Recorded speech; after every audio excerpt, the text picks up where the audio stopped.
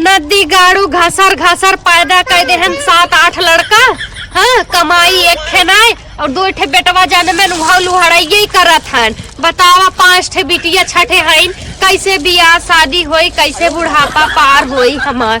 अरे मोरे राम का दऊ कहाँ बाटा तनी प्रभु मालिक ध्यान दा हमारा पे। तो कहाँ ऐसे लेते हैं? हाँ हाँ कार नदी गाड़े तैया खड़ा हो बतियावत है।